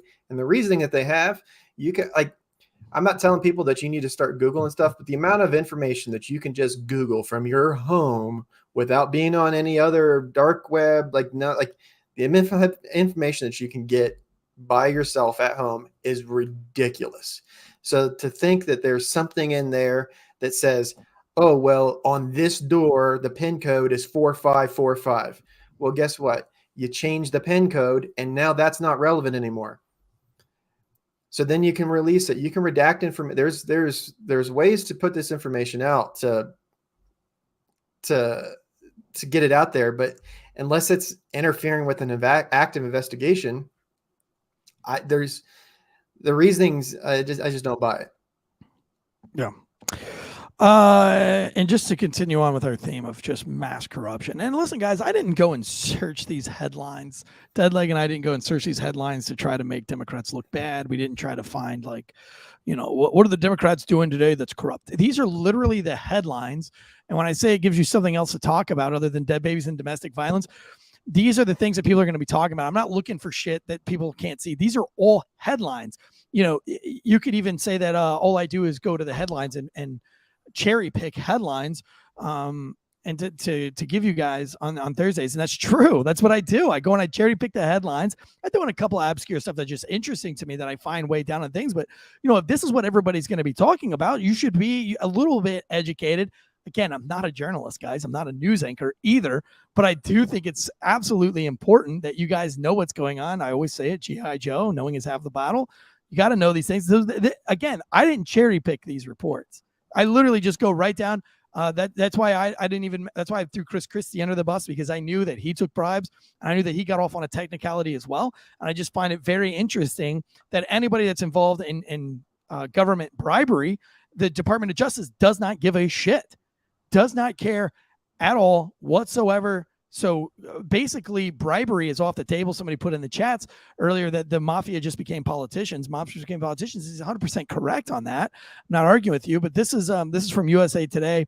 This is a big headline at USA Today, published on May 17th. Massachusetts U.S. Attorney General Rachel Rollins violated law regulations and ethics. And so this is a watchdog that whistle blew on this, and she just happens to be the first Black female attorney, U.S. attorney, and or the what is it, Attorney General? Attorney General. But they come to find out that she attended a Democrat. She's resigned because of this investigation. Attended a Democratic Party fundraiser and met with Jill Biden, which was an apparent violation of federal law. Provided non-public information to try to influence a primary election to choose her successor as a local prosecutor. She has announced her intentions to resign. Rollins attended the fundraiser featuring First Lady Jill Biden in Andover, Massachusetts, after being driven in a government vehicle by a subordinate employee in her office, according to the report from Michael Horitz. The Justice Department Inspector General, the Federal Hatch Act, typically limits political activities of federal employees. So that, again, that was more corruption. Everybody knew that she's not supposed to do this. She did it. Somebody didn't have, there was a whistleblower that was like, hey, wait a minute. But then is she going to she's not facing charges. She's just resigning. She didn't get fired. She resigned. So Right. she's going to go be some political commentator for someplace else or be some analyst or some consultant. Like, there's no accountability here. She's just going away. Quote, we found Rollins' conduct described throughout this report, violation federal regulations, numerous Department of Justice policies, and her ethics agreement and applicable law, and fell far short of the standards of professionalism and judgment that the department should expect of any employee, which less a U.S. attorney. Horowitz concluded in the report, I was fired for owning a distillery, and this chick does all of that. She was morally wrong. She was legally wrong. She was ethically wrong. She wasn't fired. Rollins announced her intention to resign on Tuesday. Oh, thank you, Rollins. Saying thank you for being so noble because of pending ethics investigations, according to the New York Times. Again, You just quitting before you can get fired. So here are the things that she's accused of doing: soliciting 3 free Boston Celtics basketball tickets, including 2 for herself, contrary to ethics advice. So basically, it was a quid pro quo type deal. I'll scratch your back. You hook me up with 30 free Boston Celtics tickets. She accepted non-federal travel expenses twice without advance authorization, without advising. One was to California for a little party, a political party, which she wasn't supposed to be at. Calling a local radio show to discuss a case from which she was recused. That was ethically wrong. Participating in a press conference to discuss a draft opinion of the Supreme Court case, Dobbs versus Jackson, and Women's Health Organization. She used her personal cell phone to send text to her staff about Justice Department business. Because anytime that you're going to use your personal phone, it's because you think that it can't be tracked. Like it can be your company phone. That's why a lot of your supervisors will say, text my personal phone. Because somehow they think that, like the issue with the Clintons with using her phone and emails and stuff. Yeah. Like something like that. Something like that. And then the big one, accepting donations to her Suffolk County District Attorney campaign fund after she was sworn as a U.S. attorney. So you're not allowed to take gifts. Like, there was an officer that was in trouble for taking free coffee when I worked because it was an ethics violation. You're not allowed to take anything for free as a cop. Now, they've determined that the cop didn't want to be disrespectful, and so he tipped the amount of money for the coffee because he couldn't help it and he got let off for it, and he didn't get in trouble. But the fact that there was an investigation over free coffee, that's not 30 basketball tickets. That's not campaign funds. Oh, that's the we're using investigative funds and means and time for coffee. And if we can. Sorry, go ahead. While stuff like this is going on. It's hard to take any of this seriously because it's the people that are sitting above you. They're not leading by example. None of these politicians are leading by example. They're all criminals. No. And here, this is the lesson to be learned. This is why I think this news is important, because you as a police officer, it starts with, what's the broken window theory, right? If you allow one broken window to just be broken, then another one shortly after is going to get broken because somebody's going to see that and go, oh, a broken window, I'm going to throw a rock through a window. Puts the idea in their brain. So if you fix every broken window, if you clean up the spray paint as it exists, it deters there to be more graffiti. So as an officer, when you come across this kind of corruption, which we've all seen as cops, especially big city cops. And we've all played into it too. I'm guilty. I've nature changed a report before. I was forced to nature change, or I was part of a rape case that they changed out of downtown Raleigh because the elections were coming up and they didn't want to have the stats of a rape in downtown. They wanted to prove that downtown Raleigh was getting safer. And so they were nature changing the address, not nature changing, but changing the address to where the crime occurred. And they said, just put the address as to where the person was from. And that way, what they were doing is saying like, oh, it was an accident. What he meant to do was put downtown Raleigh, but he instead put the home address of the victim, which was not in downtown Raleigh. And we knew that was wrong. So you can hold the stat over until the election was over. Exactly. And in my brain was, okay, this is a very senior official telling me to do it and not giving me an option, not saying you should do it, but saying, hey, fix this report and change it to this address. And I said, well, that's her address. That's not the address where the crime happens. And he goes, just change the address and do what I told you. And I knew it was wrong. And I knew that I could take a stand and say no, but I didn't, because I didn't want to bring that heat on me, because that's the easy way out. And that's where it all starts, guys. You know, it's shit just like that. And of course, back then I didn't realize that that's where it starts. I didn't know any better. But now that I research this stuff and I talk to cops on a daily basis and I see how things are going, that's where it starts, man. And it really is as little as taking the free coffee. And I get it. We all do it. I mean, I took free donuts. I took free coffee, but you're not supposed to. What's ethically the right thing to do? I don't know. That's something to you. But the minute you start bending on the rules, the minute you take a penny, it leads to a nickel, leads to a dime, leads to a quarter, leads to $1. There's got to be zero tolerance. If you're going to be a law enforcement officer, you've got to be ethically sound. That means not breaking the Constitution for any reason whatsoever. If you're going to write a search warrant, be completely factual to the best of your absolute ability to write that search warrant.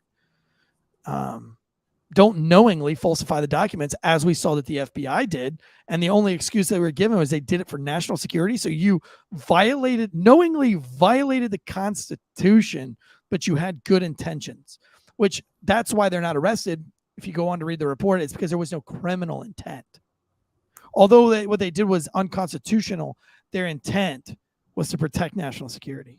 Okay, so why is the guy in New York in custody? He didn't intend to kill that guy, but there was still an adverse reaction to their actions. Somebody died in this case, and in this other one, we subverted an election. So I don't care what you say their intent is or not intent. There's still consequences for your actions. Not only that, you still drug someone through the mud in the media for 4 years. You're still trying, there's still some places that even after this has come out, they're still holding on to the Trump Russian. Well, they didn't say anything. Well, no.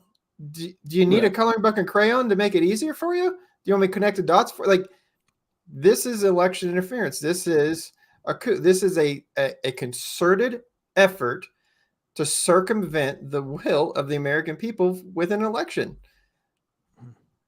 That I don't Tactical care. dude in the chat says cops get free coffee from gas stations near me all the time. We all do. I mean, every cop that I've ever known, ever worked with, but you kind of, and again, that's the fine line. Now, I did know a cop, and I write about him in my book as well. I call him Officer by the Book. He wouldn't do any of that, which makes me think that I would trust him to do the right thing all the time, no matter what. But at the same time, Officer by the Book would also he did everything so that he could get promoted. And I think when the time comes, I think if a supervisor tells him to do something, even if it was unethical, I think he would do it, because I just think he was an ass kisser, and he's not a no person. And although I did take free coffee and free donuts, I'd like to see myself as a no person. And in that one time, I wasn't a no person, but I would argue that I think if I knew the severity of what I was doing, I would have been a no person if I was who I am now. But I think back then I just didn't know. It wasn't until later on that I was like, it's not like I knew when they told me that nature changed the crime. I didn't know there was an election coming up, to be honest with you. I didn't know anything about it. I was just like, yeah, that's weird. Just do it. I'll do it. It wasn't until like a year later, I was like, you know what? The reason why they wanted me to change that was because they were trying to get the crime in downtown, and Meat Potato says that she got an officer coffee at the drive-thru in Vegas. That's not going to get in trouble. The reason why they don't want officers taking free stuff from things is because, perception kills. Perception. Yeah. And they think that, because you get free coffee means I'm not going to give you a ticket, type shit. Or you're always hanging around the gas station, so crime goes down. Yeah. Or and that was why we did it. We got our free Chick-fil-A at 10 o'clock at night, but they gave us free Chick-fil-A because they wanted us there while they counted their money. Because that means all the money was out of the safe and out of the drawer at the end of the night. So, if that's what enticed us to come in there and it made their employees safer, it was nice, and that's why we did it. Reason why we go get free coffee at those gas stations is we kind of feel like we're doing them a favor too. We're doing like a little security check. So it's like, we are kind of paying for the coffee because we're keeping that clerk safe at 4 o'clock in the morning when they know, it's at the end of their shift and that's when they're going to get robbed. And that's the highest, the most likely time to get robbed is at 3 o'clock in the morning. It's between 2 and 4. So if we're in there getting free coffee between 2 and 4, chances of them getting robbed go way down. So, but I mean, yeah, you can buy a cop coffee. They're not going to get in trouble, and nor will they not take it. Every time if I'm in a restaurant and I see cops sitting at a table, I always pick up their tab, or try to pick up their tab, depending on what restaurant. Luckily, cops aren't going to bougie places. I don't have to worry about it too much. But I always like to pick up their tabs, and that's not going to hurt them.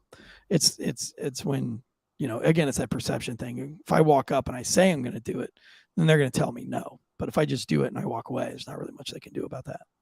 So, but yeah, you're right. If you get called into IA, they're going to go, "Who bought your?" Well, I don't know who bought my lunch. You can't completely control the will of everybody unless. Yeah, I think IA gets it because they're all fucking doing it too, right? Like they're all getting their free coffee and shit. That's why I think it's a very hypocritical thing. But my point to that whole thing is like, you as a cop got to figure out where your ethics line is drawn in the sand, and it's got to be clear, because this is just out of control corruption, and every single headline this week was in your face corruption. Like I said, I didn't just go and try to find these. These are real headlines. These are headlines in the news. It doesn't seem like anybody really gives a shit. It's just kind of like we're all just taking it on the chin. And at what point are we going to stop and do something about this? When are we going to stop voting for this fucking reckless, disgusting, corrupt government? When are we going to start taking a stand and saying enough's enough, guys? Release the documents, hold these people accountable, put their feet to the fire. And I hope that, if you make it to chief and you see that the city manager is involved in a corruption, our chief allowed the city manager's friends and sorority sisters to get hired into positions. Everybody in the city knew it was corrupt. We knew that there were people getting DUIs that weren't, that the cases were being dropped for, technical, you as a chief should be calling that stuff out. These should, that's why you shouldn't have friends when you're the chief of police. If you're the chief of police, you should be the most hated person in the city. But what we have is that the chiefs are becoming the most loved person in the city, which means that they owe somebody something always.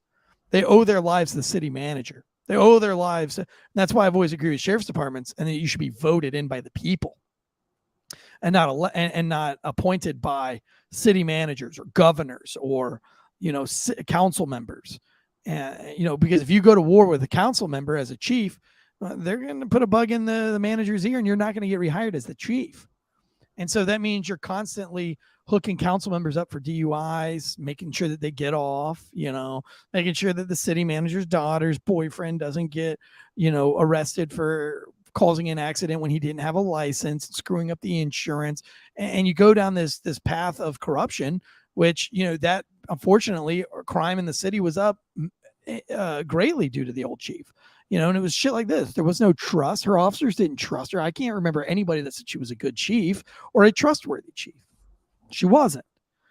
And I encourage all of you guys out there, you street cops that are new to the road, or you lieutenants or something, that you start to become a non-corrupted cop, and that your whole life is spent not pleasing others and not doing quid pro quos for your friends, but really like being an ethical and a moral officer and policing immorality and bad ethics, calling out people who are cheating on their wives. How can you be a trustworthy cop if you can't be a trustworthy husband?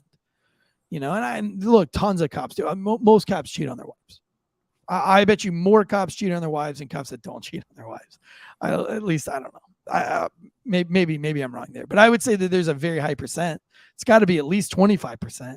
Yeah, I'd probably say it's around 25%, which is huge, right? Like we all know, and we all know, if you know a cop that's cheating on their wives, and we brag about it. They boast about it. Everybody knows that they're doing it, and oftentimes they know the spouse that they're cheating on, and they keep it a secret. That's immoral. It's not right. It's not ethical. Yep. Start at home.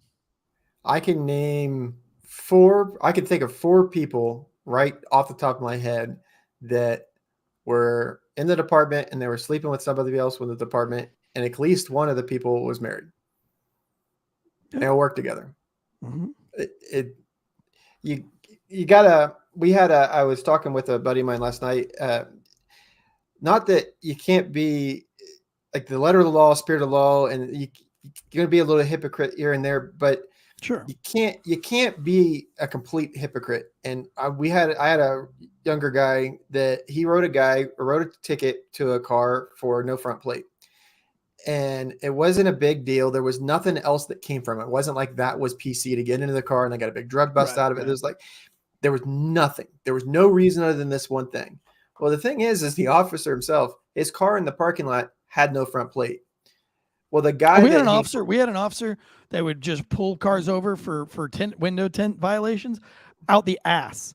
And he had the most tinted windows on his truck that had a crazy lift that he was blaring bass music that you could also ticket for.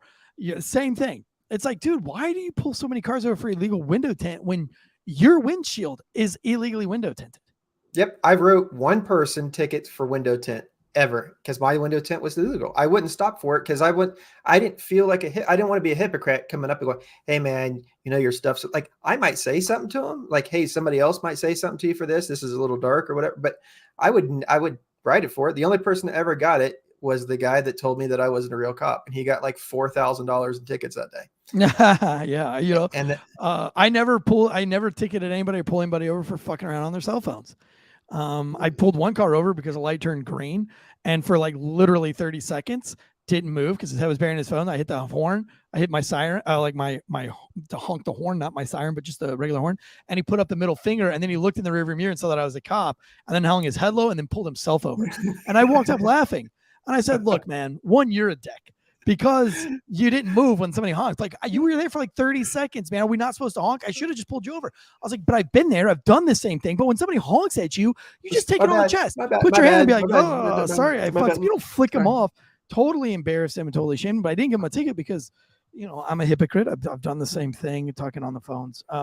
Tyler Cool Dude says, workers having sex is common in every field. When you add combat type stress, it does go up. It doesn't matter. I don't care. And I know you probably don't care either, but listen, just stop doing it. And listen, the Army made it cool. Everybody was doing it. Your supervisors are doing it. My supervisors were doing it. That's not leading by example. That's not being moral. That's not being ethical. And you can't be a supervisor. You can't be in charge of others. You can't be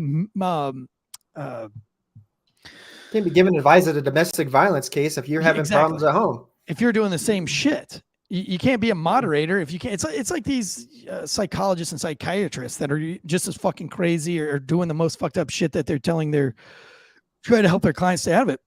How about this? Stop sending dick pics. Stop trying to hit people up in the middle of the night. Stop trying to text message your old colleagues that are married. Stop while you're married. Stop staying on the internet super late at night trying to find this shit and get it into stuff and create moral and ethical dilemmas on your own things. Just start there. Start by being morally,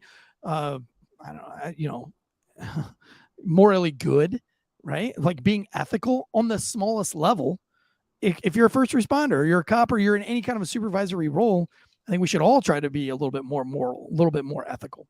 You'll have a lot less shit that, than what's her name that went and fucked half her police department. Those were all supervisors that were fucking around in the same behavior. I'm not going to beat that dead horse because I've already went off on that. But, I think everybody, if you just start trying to be moral and ethical at home, That's where it all starts, and holding people's feet to the fire. When your buddy starts joking around and laughing about cheating on his wife or staring at some other girl's ass while they're going down the street and visibly going, damn, I'd hit that, in a very perverted way, secret of his wife or whatever, call him out. Hey man, fuck, you're married and your wife's beautiful. And although that girl does have a nice ass, your wife has a great ass too. Or what if someone said that about your daughter?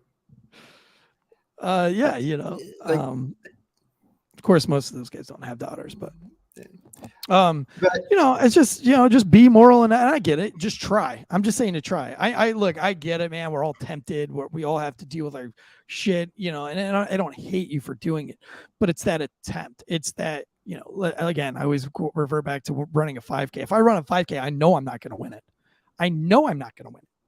I know there's not a chance in hell I'll probably won't even make the top 100. Not a chance in hell would I make the top 100. But every time I run and I train for a 5K, and every time I show up to the 5K, I do everything as if I was going to win it. I eat like I was going to win it. I practice like I'm going to win it. I don't even think about how bad I'm going to lose the 5K.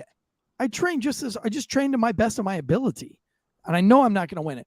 And I know you're not going to be perfect. I know that. I know you're going to make mistakes and you're going to fuck up. We all do it. But it's that waking up and giving it your best not to fuck up and not celebrating your fuck up. And I think we, as a society, have come way too comfortable with celebrating instead of apologizing, instead of being like, man, you're right. You're right. I should not act that way. I have kids. I have a wife. I should be better than that. And I'm going to stop. And then have your brothers and your sisters encouraging you to stop, encouraging you to be better. Here what we do is, oh, he's cheating on his wife and that's my best friend. I'll never talk to him again. I'm going to ruin him. I'm going to smash his name in the dirt. So then, then nobody wants to get caught and then nobody wants to come out because there's no, they're canceled forever and they lose everything. I don't think you should lose everything.